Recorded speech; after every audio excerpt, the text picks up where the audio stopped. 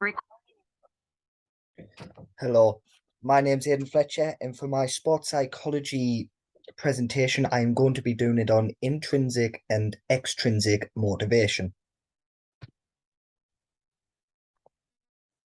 So, what I'm going to be covering today in the contents of this presentation is going to be what intrinsic motivation is, what is extrinsic motivation, why is intrinsic and extrinsic motivation useful in sports psychology.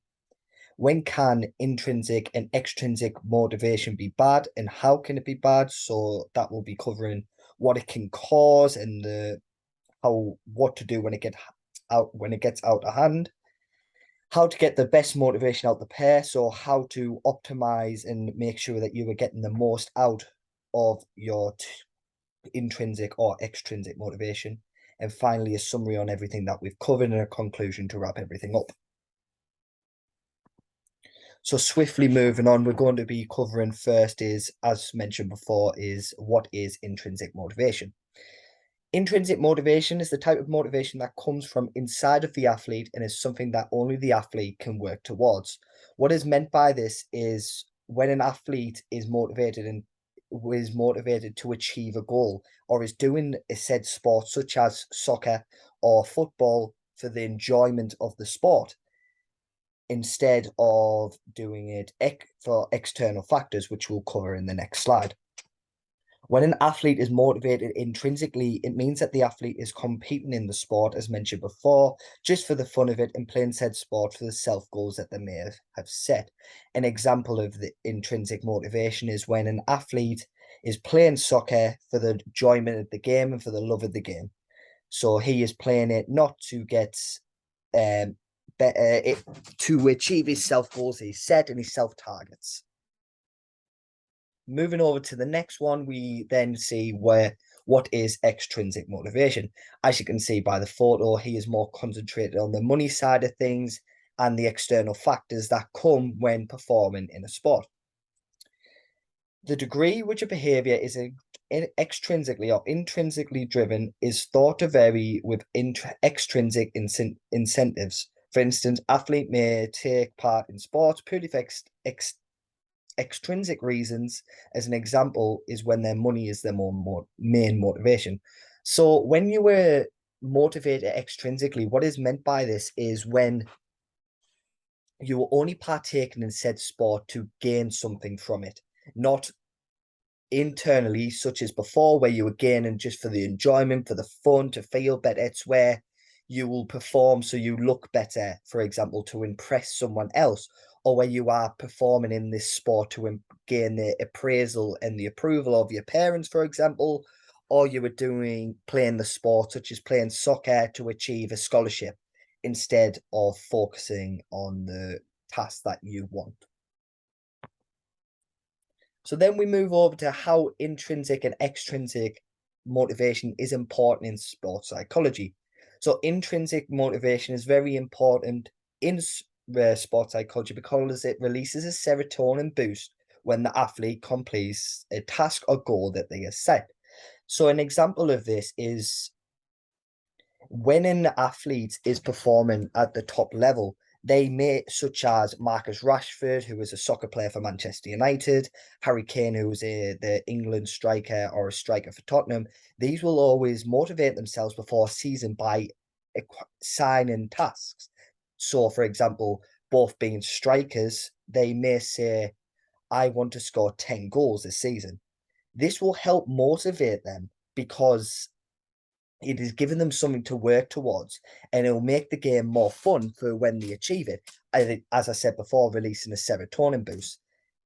This will not only help with the external factors of the athlete, but the mental factors of the athlete as well. And this is where it becomes very important in sports psychology, because when an athlete completes a goal that he set for himself, the serotonin boost he will feel will help with his mental health and make him more motivated to do it again. So speaking from personal experiences, when you go to a gym and you are lifting and you can lift to a point where you are lifting heavier than you ever had before, creating your personal best, this gives you the serotonin boost to want to go again to try and beat that previous record that you had set for yourself.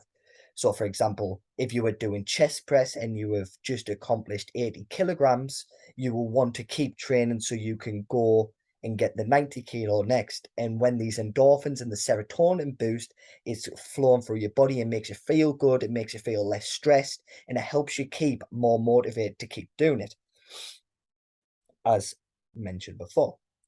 Extrinsic is also very important in sport in general because it is the center mark of all sports. And what is meant by this is every accomplishment you make other than the goals you've set is going to be coming from an external factor, such as when you win a league. As much as it may feel good because that is a goal you have set, you were going to gain a trophy, and ultimately that is what you were playing that sport for. You were playing for the trophy to go ahead. It is also very important to athletes because you've got athletes coming from high school looking to obtain these colleges, which will keep them obtain a scholarship at colleges, which will keep them very, very motivated as well as you are looking to progress further and get yourself better at that sport. However, you are only going to gain this by the external factors outside, meaning you need to be motivated to want to accomplish it. This is majorly important in sports psychology, however, because it can modify athletes' behavior. And what is meant by this is the way they act towards their profession or their sport that they play. For example, if there is a young, promising athlete who's being told that he may get a scholarship if he performs well in the season coming, it will change his behavior to be more motivated and dedicated to achieving that goal that he is being offered. So, as I mentioned before, when you've got someone promising, their attitude and their behavior would change towards what they are trying to achieve. So, it is also affecting the intrinsic, but their behavior language and the body language outside of your own mental state to achieve the goal at hand. And obviously the motivation coming from the external factor, making it an extrinsic motivation. This will not only help with his physical state, but will also help with his mental state because he will be motivated, as mentioned before, and he'll be healthy, he'll be fit, and it'll ultimately help the athlete more in later life.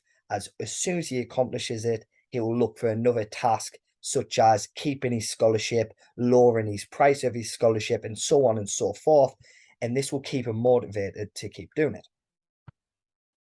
However, intrinsic and extrinsic aren't perfect types of motivation either. There is times when they can be bad as well. An example of when intrinsic motivation can be bad is when the athlete may be pushing himself too hard and be too motivated to achieve the tasks that he's set himself. As hard as it is to be too motivated, it is very common to happen because you have got times where athletes will push themselves too hard to achieve the goals that they have set themselves. So they will be overly working and stressing themselves out to achieve this task that they've set themselves because they are that motivated to get it. Now, what can happen is the athlete, because he is performing so hard and training so hard to achieve this goal that he has got, it can also lead to him not achieving it as the stress and anxiety and everything else that he is feeling to achieve the task may hinder his performance that they're partaking. When this happens, this doesn't just have an effect on his motivation. It can, for one, make him not want to play anymore, can unmotivate him, and trying to get motivation back when you have had a downfall is very hard, especially when it's something that you set yourself. It can also take it can take a massive hit on your mental health because if you were struggling with the stress can lead to anxiety, which anxiety could lead to depression if not sorted and in serious cases. So this is where you need to know your balance of intrinsic motivation. You need to know what your body can achieve and what you physically know you can achieve. So instead of setting unrealistic goals that you know you may not be able to achieve, set little goals such as 5 goals instead of 20. So you know when you hit it, you'll get that fun and enjoyment and you'll be more motivated, and then you can try and push for something else. But at least you know you have achieved this goal that you have set yourself, which will ultimately motivate you more. And then you will get the fun and the enjoyment back in the game. Extrinsic motivation and how this becomes bad, however, is when you were using the motivation for the wrong things. An example of this is when you were using the sport that you play, even is just for the money and nothing else. Even though money is a great motivator and it can help motivate a lot, if you were only partaking in this sport just for the money, it can create arrogance and cockiness and ultimately hinder how he performs. So if he thinks he's only performing just for the money, then he's not going to be as motivated to do it because he knows he can get it. Using extrinsic motivation is important that you are not just doing it for money, because money is, as much as I said before, as much as a good motivator is the most unmotivating thing in the world as well. Because once you have achieved it, that is your goal set. You have not got another goal. It's important when you are doing extrinsic motivation that you have other external factors other than money that helps motivate you to get forward. And this as and these examples can be your trophy at the end of the league, you trying to win the league, trying to win top goal scorer, trying to win players player, managers player, all these different things, which we'll cover more into the next slide, which can help. However, if you were using too much extrinsic motivation and you become and get this arrogance, then if you take this money away, which you were only motivated to play for, and you were not getting it, then this begins to hinder their mental health side of things and the physical side of things, because they are not going to be motivated to play anymore. They are not going to want to play anymore. And once you take that side, that's all they're motivated for, that's all they wanted it for, then it will take massive factors and take massive parts away from the enjoyment of the game, the motivation. As I said before, it will end up going, and it will come to a point where they will not want to play and they will not be bothered about it and they will not be motivated to play for it. So this could take a massive effect on obviously his well-being, his mental health side of things. And if this happens, it could lead to him struggling, as I said before, with intrinsic, struggling with anxiety, stress, and depression in some cases where it's not dealt with properly. So we're now going to talk about how you would optimize the most motivation from intrinsic and extrinsic motivation. Now, there are three methods to help optimize intrinsic motivation, and they are going to be stimulation, knowledge, and accomplishment. So we're going to talk about stimulation first. And the way you would feel stimulation to help motivate yourself is every time you play, you experience sensations such as fun and excitement. Because everyone knows when you was doing a sport and you were having fun doing the sport that you play and the sport that you love, then you were going to be more motivated to do the sport because you're having fun, you're enjoying it. You do, like, when you're having fun and you're enjoying the sport that you do, it makes it more enjoyable and it makes you more motivated to go back because you know how much fun you had last time. If you take away the element of fun in the sport that you play, you will not want to play the sport because you don't like it. As I mentioned before, you've got to enjoy what you do. Then we talk about knowledge, and this is derives from learning and trying something new. So this is, for example, a midfielder wanting to play as a defender. This will motivate them because there's something new that they are trying to do. And this is where stimulation can come in because you're having fun with it, but it's also known that he's going to try something new. It's fresh, it's raw, it's exciting. He wants to learn something new. So this will ultimately motivate him because it's a new challenge. It's something that he can work towards and something that he can put his all into to accomplish.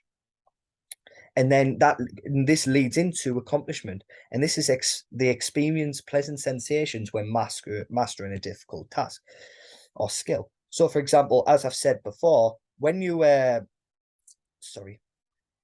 learning a new skill or a new position, you could go into this position, and when you have mastered it, you will get this sense of accomplishment, and this will motivate you more because you know you've just achieved this goal that you have set. All about the goal setting, as I've mentioned previously in the other slides.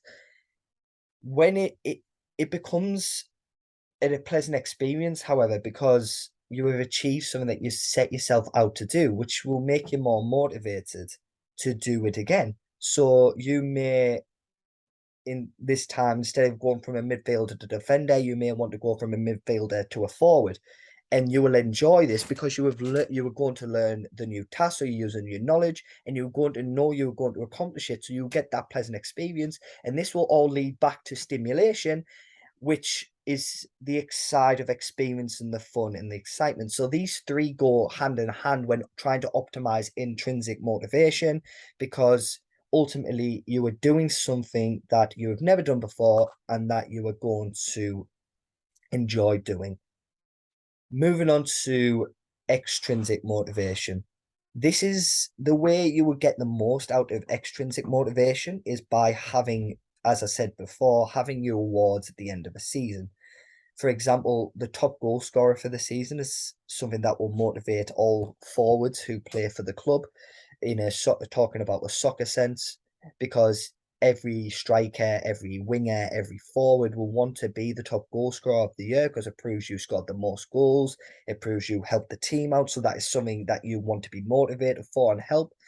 But then there are other awards such as the players player. So this is the player who the players, like the other teammates, thought was the best player of the year, the player who stood out the most to them. Now, this is an important one for most athletes and something that most athletes will be very motivated to win, because if you win that players, it knows you have the respect of the player. It knows you in their eyes, you were their best player, you were their key player. And this is very important, and it's very motivational, because if you win this once, you'll want to win it again and again and again. And it helps with motivation because it is something that you have achieved and you are proud of. So you want to do it again for that acknowledgement of knowing your friends. Then you've got the manager's player of the season. Similar to the player's player, it is known that the manager thought you were their favourite player that year, knowing that you were their standout, knowing that you were the person who they could look to. And this, again, this is very motivational, and it will get the most out of a lot of players, and it will help with as I said before, it will help with the mental health of the achiever. It will help with the motivation. It will help with a lot of things when trying to push themselves forward and push themselves to the very limit and get the most out of everything. And then finally, you could have an award for the most improved player. This is someone who may have been lackily motivated the year after, but has come back and he wants to win this trophy to prove that he is trying, he's improved, he is motivated both intrinsically and extrinsically, and he wants this award to achieve. He wants to prove that he is improving overall and he is keeping on working. Now, there are also other external factors that I have not mentioned, such as money. Obviously, as much money being one of the main motivators, it's one of the main reasons why people go to work. But in a sports sense, if you know you're getting paid for the sport that you play and the sport that you love to play, it will keep you very motivated to keep doing the sport and keep trying to achieve and earn as much as possible. Or as well as this, it could even be as simple as playing to make friends, because you're making friends on the external, and this can keep players motivated because they are outside, they are enjoying themselves, they're keeping fit, they are impressing their friends, and they are making new friends and making new memories as they do it. And then finally, I'm just going to conclude everything that we spoke about in this presentation. And so what we've got is, to conclude, intrinsic and extrinsic motivation is very vital within sports psychology, not only for their motivation, but it plays a massive factor in these athletes' mental health situations. So as I've preached all presentation, The side of motivation and intrinsic and extrinsic is not only for the motivation side, it plays so many factors on their mental health, because the amount of serotonin and the amount of endorphins that they'll feel when they achieve these tasks, it really does help with mental health. And even though they say intrinsic is the best form of motivation, because you are doing it for yourself and you are earning this, I would say, earning these goals for yourself, it is still massively motivating the player and the motivating the athlete to go forward. And then we also spoke about how they will perform on the pitch, as I've said. And although there may be downfalls of intrinsic and extrinsic motivations, because this happens, you can be overly motivated, and then when you're not achieve, you're a bit devastated because you've put in so much work. Is overall, it is very important to any sport and to any athlete that play these sports. And as I said, it is very important to sports psychology, because it is helping with the mental health. It is focusing on what the body language is like. It is focusing on the mental side and how they perform and how they act, if they're arrogant, if they're confident, if they're happy, if they're sad, if they're enjoying, if they're depressed, if they're anxious. All these feelings go in and they're all linked between the two motivations. And that's why it's such an important task in sports psychology. And that's the end of the presentation. I hope you enjoyed. Um, thank you for listening.